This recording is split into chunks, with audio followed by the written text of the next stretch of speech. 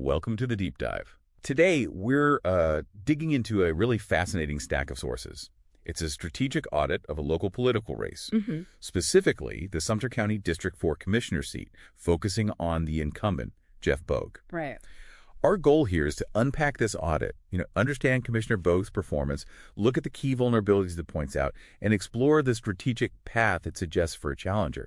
We're not taking sides, just giving you a shortcut to being really well informed on this. And what's compelling, I think, is how this deep dive into just one local race, it can actually reveal these broader patterns. You see them in governance, constituent representation, even campaign strategy. Yeah. We're looking beyond just the what to the why these details matter for how local government works, and, well, how voters perceive leadership at the end of the day. Put up this audit on Commissioner Bogue. It suggests maybe more reactive participation than, say, proactive leadership, but it's not entirely critical. It does acknowledge some tangible benefits for his district. It does, yeah. You've got that right. For instance, the audit credits his support for real improvements in EMS response times right there in District 4. Okay, like what kind of improvement? 19% improvement. Average times dropped from 13 minutes back in 2021 to about 10.5 minutes in 2024, and that's linked directly to a budget decision he supported. I see. And there was another win highlighted his I vote back in May 2022. It approved $6 million in federal ARPA funds. ARPA, the American Rescue Plan Act funds. Exactly. Those funds help Charter Spectrum extend gigabit fiber internet. We're talking about 3,500 rural homes in places like Webster and Lake Panasoffkee getting access. Great, so those are some clear positives. Yeah. Infrastructure, response times. But where did the audit find vulnerabilities then, despite these successes? Well, a big one seems to be the CR 747 corridor safety project. Bogue campaigned on fixing it ASAP, Right, I remember that. But the project's timeline has slipped. It went from a 2024 target. Now it's looking like an expected 2026 finish. Yeah. And the audit, it couldn't find any record of him proactively pushing staff or the board for a faster timeline, which really highlights that difference between just supporting something and actively leading it. That's a key distinction. And does that theme, that sort of less proactive style, pop up elsewhere? What about things like the fire MSBU rates or, say, growth decisions? Absolutely. Take the 2023 fire MSBU rate debate. That's the Municipal Service Benefit Unit. He, along with the majority, they rejected a consultant's plan for a sustainable tiered fee schedule. Okay, and what do they do instead? They went for a stopgap minimal increase, just $125 per parcel.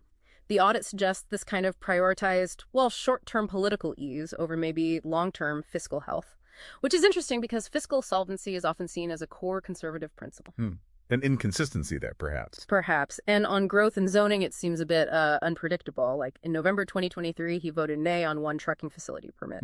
But then aye on a very similar one, even when other commissioners voted against it. That kind of pattern can leave constituents feeling, uncertain about where he really stands. Yeah, you wonder what's driving that. So if we zoom out a bit, what does the audit say about his overall governance style? Any patterns there? Definitely. Connecting the dots, his governance style shows a pattern. His motion rate, that's how often he proposes actions, was 15%. And how does that compare? It's below the board average, which is around 20%. He more often seconds motions others make, and crucially, the audit found no record of him initiating formal directive motions to staff.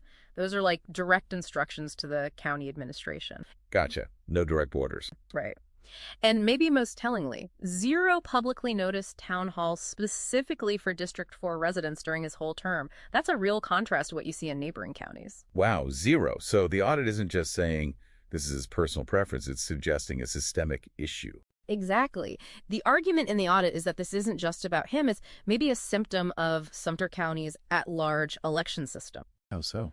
Well, commissioners get elected by the entire county, right? Including the very large dominant voting bloc in the villages.